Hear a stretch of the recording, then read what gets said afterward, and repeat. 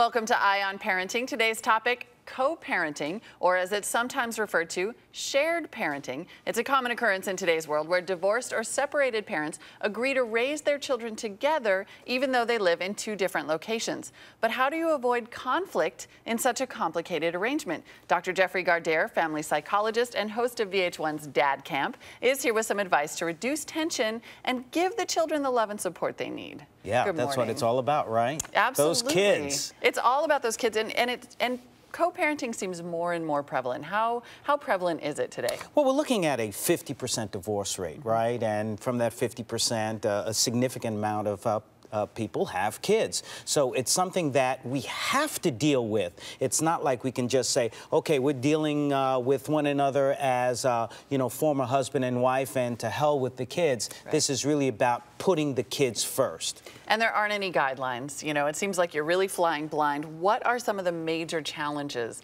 when it comes to trying to co-parent? Well, I think the major challenge, and we talked about this a little bit offline, is this whole situation of unresolved emotional feelings that we have for one another as former husbands and wives or former partners. A lot of that we still haven't worked through. We're dealing with it as we're co-parenting. So trying to keep all of that emotional baggage out of the way while we want to do the right thing for our kids. Yeah, absolutely. Does the age of the child make a difference at all? If they're younger, obviously, it seems a little easier. If they're older, though, can they understand a little better? Yeah, the conventional wisdom on this is we worry about the younger kids because they don't quite know what's going on. But I have to tell you, I've talked to kids 5, 10, 15, even 25-year-olds whose parents are divorcing or have divorced, and they're still having a real hard time with it. So I really think the easiest answer is that it is a tough thing for any child to deal with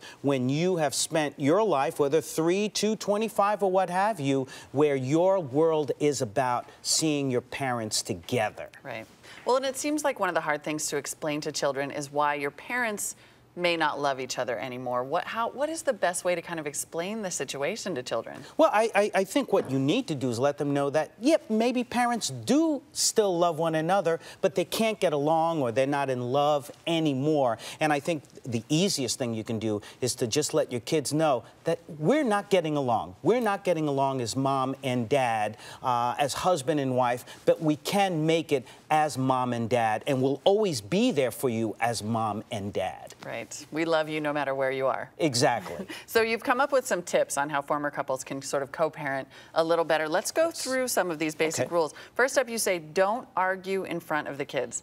One of the worst things that you can absolutely do, it's a no-no, because all you're doing is upsetting the kids, you're showing them all of your foibles, and already, remember, they're dealing with the trauma of you not being together as husband and wife, so you're only adding salt to the wounds. Mm-hmm. You also say never badmouth your ex when they're not around. Now, why is this important? Well, again, we talked about a lot of those unresolved emotional feelings, the residual feelings, and it's so easy to want to say something bad or nasty or not so nice about your ex. When you do that, all you end up doing is have the kids take sides, and that can't be healthy. And how about you say speak with the kids together? What do you mean? What are some situations where you need to speak with them together? I think as often as you can, whether on the telephone, but certainly in person, when you're laying out rules or what it is that you expect from your kids or how you want to represent that you will be there for them. One of the best things you can do is to speak with them together, because you are providing that united front. Right, and that is another thing you say, is provide a united front. Always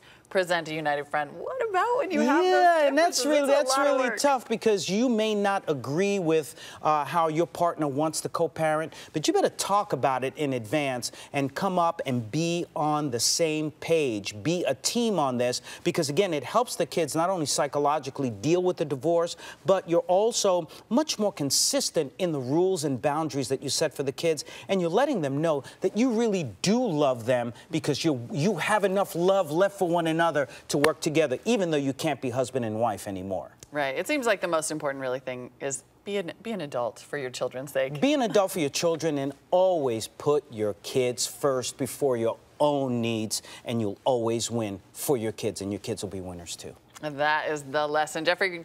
Jeffrey Gardere, thank you so much. And now let's check out this week's Eye on Parenting demo.